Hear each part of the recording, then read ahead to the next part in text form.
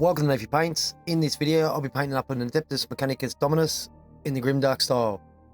Let's crack in. Before painting, I've undercoated the model with Vallejo's black primer. I've run this through my airbrush with a little flow improver mixed in.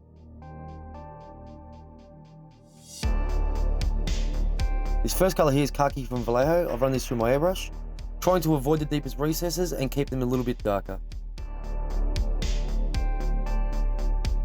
The next colour here is Mephiston Red Air from Citadel. Again, this is applied through the airbrush, this time with no flow improver mixed in. And I've given all the robes a nice even coat of this colour. Due to laying down the khaki first, the red will be nice and vibrant. If you try to apply the red straight over the black, it's more dull and requires a lot more coats. These next two steps are a mix between the khaki and the Mephiston Red. The first one is a 60-40 mix of Mephiston Red to khaki.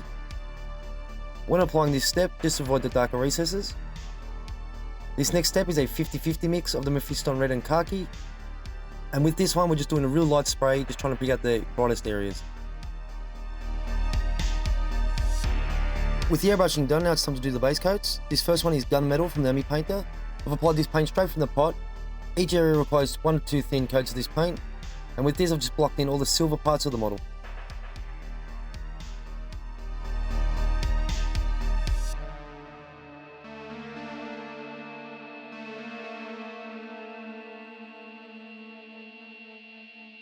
For the little bit of skin on his hand, I've gone with an 80-20 mix of Toxic Balls from the Ad-Mech painter and White Scar from Citadel. And I've applied 2 thin coats of this mix onto the flesh.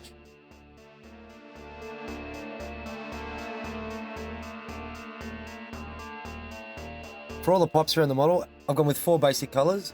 First 3 are all from the Ad-Mech painter. They're Goblin Green, Crystal Blue and Spaceship Exterior. And the 4th is from Vallejo, it's Pale Yellow. I applied all these colours with 2 thin coats mixed with a little bit of water. And just went around the model alternating between the 4 colours, locking in all the pipes. This first colour here is the Pale Yellow from Vallejo.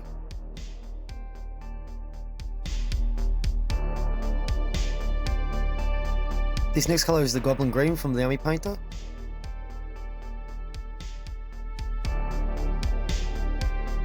This third colour is Crystal Blue from the Ad-Mech painter. And the final colour for the pipes is Spaceship Exterior, also from the Ad-Mech painter. This colour was applied to all the smaller pipes, but I had to paint on the hazard stripes first before applying it. Okay, for the hazard stripes I've gone to Game Colour Black from Vallejo. And doing this by eye, I've just slowly painted this on, painting one of the hazard stripes on first, then carefully looking where the next one would be, slowly painting that in. At this stage I wasn't worrying about if they were too perfect. If there's any major mistakes, I could always just go back and forth between the yellow and the black until all the hazard stripes looked nice and neat to the eye.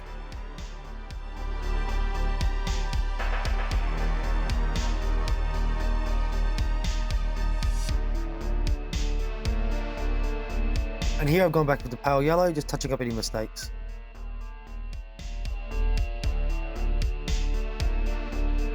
Now I've got the hazard markings down, I can paint on the Spaceship Exterior onto all these small pipes.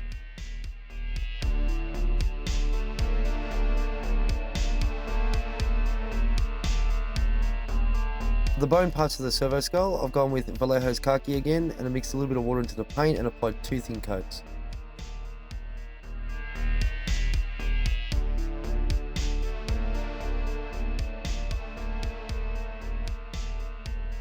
For the handle of his staff, I've gone with Blue Violet from the Ad-Mech painter. This was painted with 2 thin coats with a little bit of water mixed into the paint.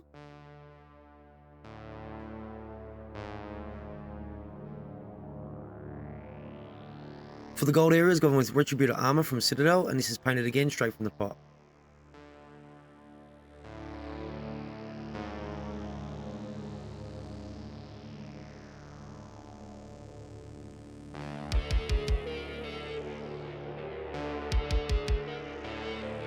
With all the base coats down, now it's time to add a wash. I've gone with an oil wash for this one. The oils I use are from Van Gogh. This first oil paint is Ivory Black. And I've mixed this with some White Spirit from Winsor & Newton.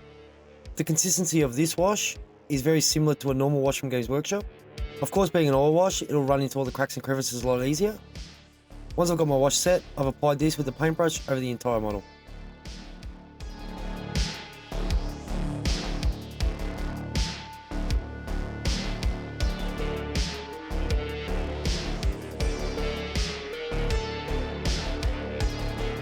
To make the drying a lot quicker, I've used a hairdryer on low setting. You can just dry the model out until all the white spirit had evaporated.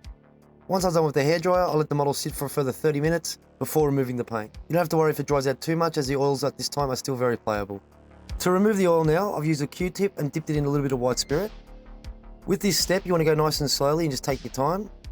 If you press too hard or go too fast, there is a chance you might tear the paint underneath. For this particular model, it took me about half an hour to clean off the black. But again, I went nice and slowly, just taking my time going around the model. I find this very soothing and relaxing, so it's no big deal for me. Continually change the Q-tips if they get too dirty. If you use a dirty Q-tip, all you'll be doing is smearing paint back and forth over the model. And just repeat these steps until you've cleaned off the amount you want. If you happen to remove too much oil, just go back and add some more. I did a few times, it's no big deal. You can go back and forth between the paint and the oil as many times as you like, until you get the result you're after.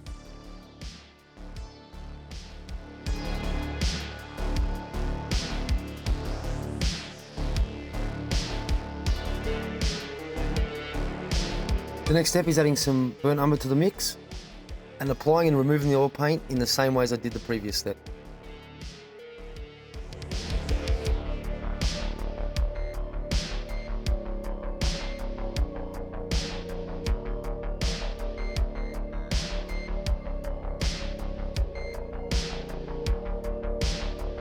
The final step of the oil paints was 3 different areas. So for all the metal areas, I've gone with permanent green. For his staff, I've gone with a mix of ultramarine and Azo red medium. And for his cloak, I've gone with straight Azo red medium. These were all applied the same way as before, and just like the previous 2 steps, I've hit it with a hairdryer, let it dry naturally for about 15 to 20 minutes, and then remove the oils with a Q-tip.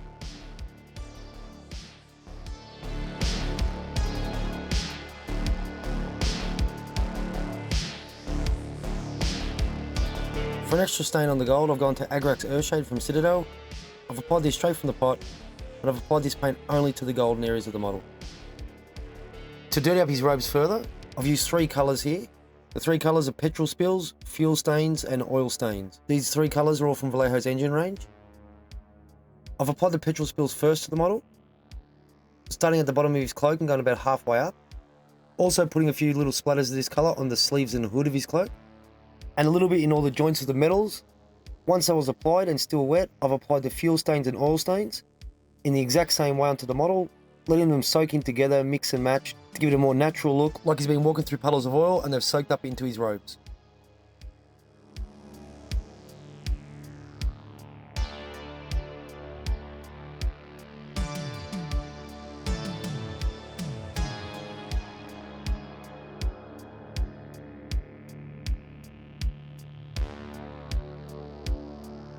Now it's time to apply the highlights to the model. For the highlights, I've just gone back to each base colour I used.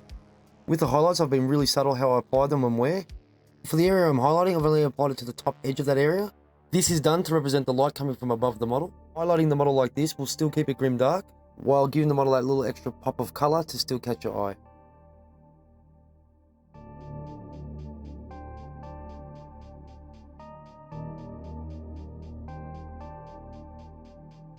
For the eye lenses on his face and the servo skull, I've started off with White Scar from Citadel.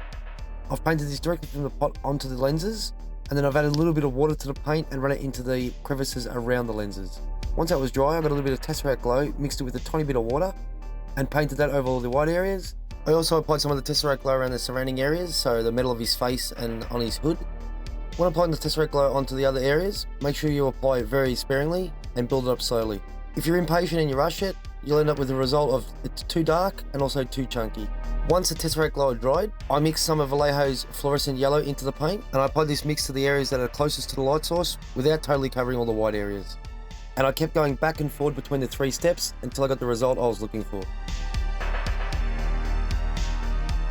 For the red lenses, these are really easy to do. So I've started with a base coat of Mephiston Red, then I've mixed in a tiny bit of White Scar. I've started in the middle and painted down to the bottom left corner. And then for further steps, you just add some more White Scar to the paint, lightening it up, and painting less and less of the lens until you reach the bottom left corner. For the final highlight, I've gone with pure White Scar. Following the shape of the lens, I've painted one line of the White Scar here, and in the top right corner, I've just simply put a dot of the White Scar. For the coil of the weapon, do not paint like this. This is a massive failure. As you can see, I've just gone crazy with the object source lighting. It looks like a 3-year-old's coloured in with a crayon. Due to making this mistake, I've had to go back and repaint all these areas again from scratch. And here he is after I fix that purple mess. For the coil here, I didn't want to try that purple again, so I've gone over to the blue. I've used 3 blues here in total. I've got deep blue, Viking blue, and crystal blue. They're all from the army painter. And also some white scar from Citadel. The best way I can explain how I did this was I just followed the light from my desk lamp, trying to mimic where the brightest areas are and where the darkest areas are. So I've started with the deep blue, and I've worked my way through mixing it with the Viking blue until I was down to pure Viking blue. Then again I was mixing Viking blue with the crystal blue all the way through until I had just pure crystal blue. And then the last step was the same thing, crystal blue through to the white scar. I started with a little bit of white scar in the crystal blue and slowly went through until I had pure white scar. I think this was about 30 steps total of slowly blending from the deep blue down to the white. And each time I applied the paint, it was like a glaze, very, very watery. And I kept applying these mixes of colours until I was happy with the end result.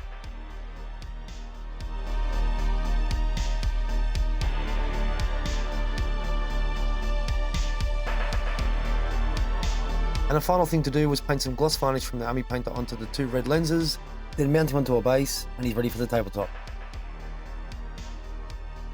And here he is, working tirelessly on an unknown Forge World. Thanks for watching Nephew Paints. If you liked the video, please click the sub button or leave me a like. If there's anything you'd like to see in a future video, please leave a comment in the comment section below, and I'll see you in the next one. Catch ya.